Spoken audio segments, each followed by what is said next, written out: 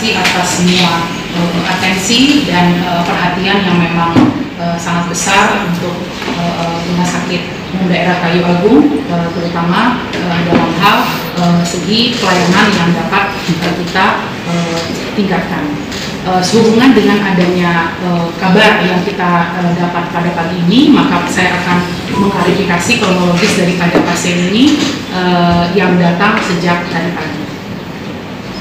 Pasien datang pada tadi pagi sekitar pukul 7.30, yaitu hari ini hari Senin 16 Maret dengan keluhan demam tinggi, di mana riwayat sebelumnya pasien memang melakukan perjalanan ke daerah Tangerang untuk membeli alat keperluan pribadi. Berangkat itu sekitar hari Rabu pada tanggal 11 Maret 2020, dan pasien tersebut baru kembali ke organ Polri ini tadi malam dengan menggunakan kendaraan pribadi, yaitu memang lewat jalur darat.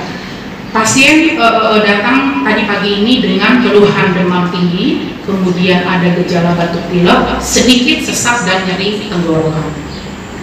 Dari hasil pemeriksaan dokter, di mana pasien memang datang ke instalasi gawat darurat karena ada kondisi terpapar dengan daerah terjangkit, maka kami lakukan kami coba menentukan kriterianya, yaitu ada satu gejala demam ditambah atau tidak ada gejala ispa, maka pasien kami kategorikan sebagai ODP, orang dalam pemantauan. Tidak kita anggap selaku positif, tidak hanya pemantauan. Karena dia dalam pemantauan, maka standarnya tetap akan kita lakukan dirawat di ruang isolasi sampai kemudian kita melihat dan melakukan pemeriksaan yang standar.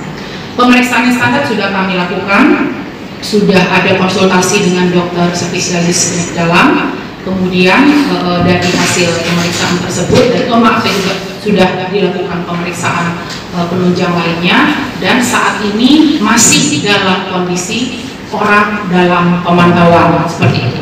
Nah, maka setelah tadi kemudian kita urut dengan beberapa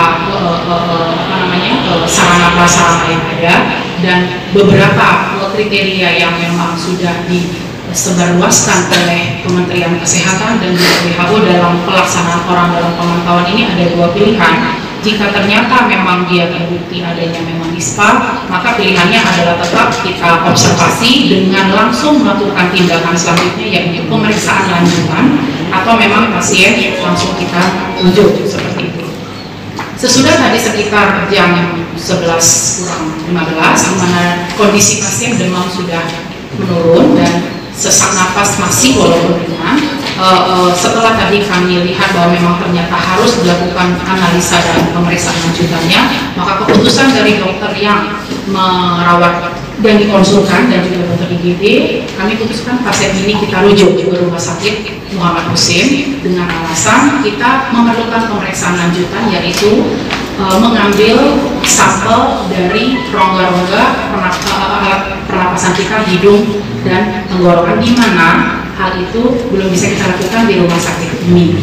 Jadi karena alasan itu, maka dokter penyakit dalam, tim IGD dan kami manajemen rumah sakit, saya juga sudah melapor kepada Pak Kapolres, itu kesimpulan. Jadi jumlah pasien yang dalam pemantauan itu hanya 1 orang, tidak lebih. Jadi seperti yang tadi sudah diberitakan, maka saya juga tadi sudah melakukan koordinasi berupa WA yang untuk menenangkan kawan-kawan di Pemda. Memang saat ini hanya 1 pasien.